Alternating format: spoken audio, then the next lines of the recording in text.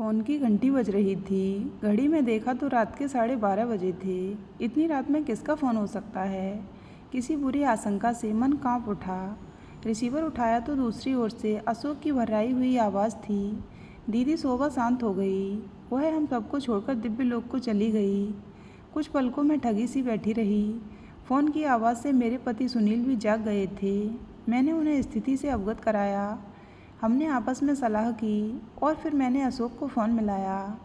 अशोक, हम जल्दी ही सुबह जयपुर पहुंच जाएंगे, तुम हमारा इंतज़ार करना। सुबह 5 बजे हम दोनों अपनी गाड़ी से जयपुर के लिए रवाना हो गए। दिल्ली से जयपुर पहुंचने में 5 घंटे लगते हैं। वैसे भी सुबह सुबह सड़कें खाली थीं, अतः 4 घंटे में ही पहुंच जाने की आशा थी। रास्ते भर शोभा का ख्याल आता रहा। अतीत की यादें चलचित्र की भांति आंखों के आगे घूमने लगीं। शोभा मेरे छोटे भाई अशोक की पत्नी थी। वह बहुत मृदुभाषी, कार्यकुशल और खुशमिजाज की थी।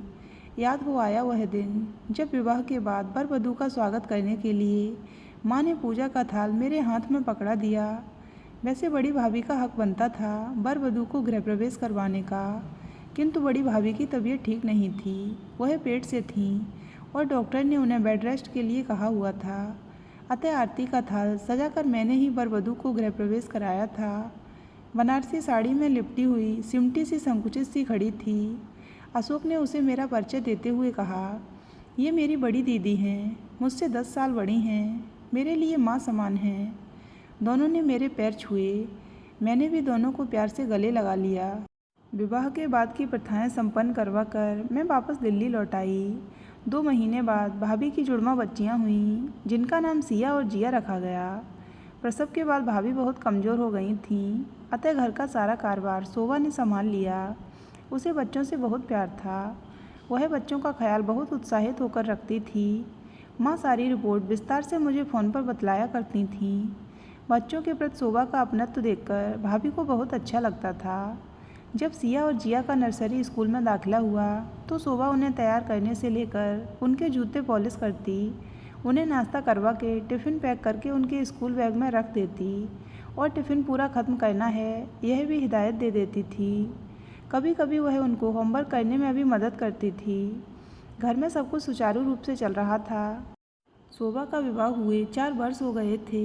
माँ जब भी मुझे फ़ोन करती थीं, उनकी बातों में कुछ बेचैनी का आभास होता था। वे दिल की मरीज़ थीं।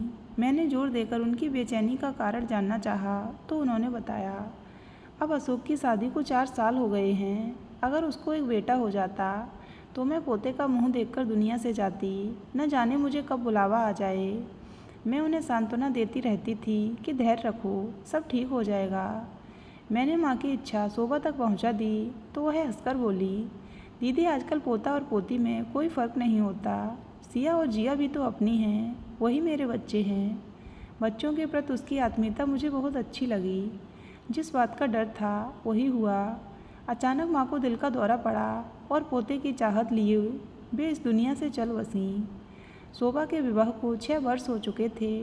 मैंने लक्ष्य किया कि अब उसके मन में संतान की चाह प्रबल हो रही थी। अशोक ने कई डॉक्टरों से संपर्क किया, कुछ डॉक्टरी जांच भी हुई, किंतु नतीजा संतोषप्रद नहीं था।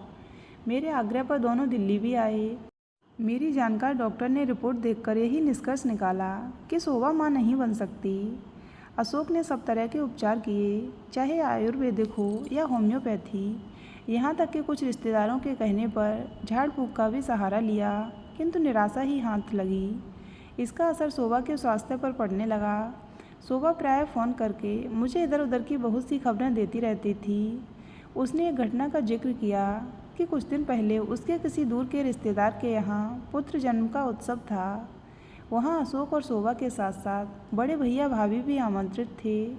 वहाँ पहुंचकर जब शोभा ने नवजात शिशु को पालने में झूलते देखा तो वह अपने को रोक न पाई और आगे बढ़कर बच्चे को गोद में उठा लिया। तभी पीछे से बच्चे की दादी ने उसके हाथ से बच्चे को छीन लिया और अपनी बहू को डांटते हुए कहा, तेरा ध्यान कहाँ है, देख नहीं रही, बच्चे को बांध ने उठा लिया है। शोभा ने बताया कि बड़ी भाभी भी वहीं खड़ी थीं। यह बात बतलाते समय शोभा की आवाज़ में पीड़ा झलक रही थी। मेरा मन संवेदना से भर उठा। शोभा ने बतलाया कि अब सिया और जिया उसके पास नहीं आती हैं। या यूँ कहिए कि भाभी उन बच्चों को शोभा के पास नहीं आने देती। इसका कारण भी वह समझ गई थी। बांझपन का एहसास शोभा को अंदर ही अंदर खोखला कर रहा था। मैं अपनी गृहस्थी में बहुत व्यस्त हो गई थी। मेरे दोनों बच्चे विवाह के योग्य थे। अगले वर्ष मेरे पति रिटायर होने वाले थे, अतः हम भविष्य की योजनाओं में व्यस्त हो गए थे। कभी कभी मैं शोभा को फ़ोन करके उनकी कुशलक्षेम जान लेती थी। फिर एक दिन अशोक का फ़ोन आया। बातचीत से लगा कि वह बहुत परेशान है। मैंने 3-4 दिन के लिए जयपुर जाने का प्रोग्राम बना लिया। फीकी मुस्कुराहट से शोभा ने हम सबका स्वागत किया। वह बहुत कमज़ोर हो गई थी। अशोक उसकी स्थिति से बहुत चिंतित हो गया था। मुझे लगा कि बांझ शब्द ने उसको भीतर तक आहत कर दिया है। वह बोली, अब तो सिया और जिया भी मेरे पास नहीं आती। मैंने प्यार से शोभा को अपने पास बिठाया और कहा, मेरी बात ध्यान से सुनो और समझने की कोशिश करो। मैं चाहती हूँ कि तुम किसी नवजात शिशु को गोद ले लो, या कुछ अच्छी संस्थाएं हैं जहाँ से बच्चे को गोद लिया जा सकता है। ऐसा करने से एक बच्चे का भला हो जाएगा, उसे एक प्यारी माँ मिल जाएगी और तुम्हें एक प्यारा बच्चा मिल जाएगा। यह एक नेक कार्य होगा, एक बच्चे का जीवन अच्छा बन जाएगा। तुम चाहो तो मैं इसके लिए तुम्हारी मदद कर सकती हूँ। लेकिन शोभा ने बड़ी गंभीरता से उत्तर दिया, दीदी मैं अपनी तकदीर तो बदल नहीं सकती। यदि मेरी तकदीर में संतान का सुख लिखा ही नहीं है तो गोद लेकर भी मैं सुखी नहीं रह पाऊँगी। कुछ रुककर वह फिर बोली, दीदी मैं अपनी कोख से जन्मा बच्चा चाहती हूँ, ना कि गोद लिया हुआ। वह अपने फैसले पर अडिग थी और मैं उसके फैसले के आगे निरुत्तर हो गई। 15 दिन बाद अशोक का मेरे पास फ़ोन आया। वह आवाज़ से बहुत परेशान लग रहा था। उसने बताया कि शोभा अब अक्सर बीमार रहती है, उसे भूख भी नहीं लगती है और कुछ ज़बरदस्ती खाती है तो हजम नहीं होता, उल्टी हो जाती है। मैंने सलाह दी कि तुरंत डॉक्टरी जांच करवाओ। शोभा की तरफ से मुझे चिंता हो गई, अतः अशोक को सहारा देने के मकसद से मैंने 3-4 दिन का जयपुर जाने का कार्यक्रम बना लिया। अशोक ने शोभा के सारे टेस्ट करवा लिए थे। मेरे पहुंचने के अगले दिन वह अस्पताल से रिपोर्ट ले आया। वह बहुत उदास था। मेरे पूछने पर उसने बताया कि शोभा की किडनी में कैंसर है जो बहुत फैल गया है। अगर 1 महीने पहले जांच करवा लेते तो शायद ऑपरेशन द्वारा किडनी निकाल देते, लेकिन अब तो कैंसर किडनी के बाहर तक फैल गया है। एक और विशेष बात जो डॉक्टर ने बतलाई वह यह है कि शोभा प्रेग्नेंट भी है। प्रेगनेंसी की अभी शुरुआत ही है। 1 हफ्ते बाद निश्चित तौर पर पता चल जाएगा। अचरज से मेरा मुंह खुला का खुला रह गया। समझ नहीं आया कि दुखी होऊं या खुशी मनाऊं। शोभा ने मेरी और अशोक की बातें सुन ली थीं। वह मुस्कुराते हुए बोली, दीदी अशोक तो यूँ ही घबरा जाते हैं। मैं सहज ही इनका पीछा छोड़ने वाली नहीं हूँ और अब तो मुझे जीना ही है। उसकी बातें आज भी मेरे कानों में गूंज रही हैं। बाद में अशोक ने मुझे बतला दिया था कि डॉक्टरों के अनुसार गर्भ को गिरा देने में ही बेहतरी है, क्योंकि कैंसर किडनी से बाहर निकलकर फैल रहा है। अगर तुरंत ऑपरेशन करके किडनी निकाल भी दें फिर भी शोभा का जीवन 1 वर्ष से अधिक नहीं होगा, और अगर गर्भपात नहीं करवाया तो कैंसर के ऑपरेशन के बाद की थेरेपी से बच्चे पर बुरा असर पड़ सकता है। या तो वह बचेगा ही नहीं, और अगर बच भी जाए तो एबनॉर्मल भी हो सकता है। अतः डॉक्टर की राय में गर्भपात ही उचित होगा। शोभा ने सब कुछ सुन लिया था। वह खुश नज़र आ रही थी। वह बोली, दीदी मुझे यही खुशी है कि अब मुझे कोई बांझ नहीं कहेगा। डॉक्टरों का निर्णय ठीक ही है।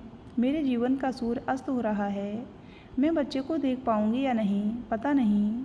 अगर बच्चा बच भी गया और विकलांग हो गया तो और भी दुख होगा। तसल्ली यही है कि अब मेरे ऊपर से बांझ होने का लांछन हट गया। अब मैं शांतिपूर्वक मर सकूंगी। सहसा कार एक झटके के साथ रुक गई। सुनील ने ब्रेक मारा था क्योंकि सामने एक बड़ा सा गड्ढा आ गया था। मेरी विचार श्रृंखला टूट गई। अब हम जयपुर की सीमा में पहुंच गए थे।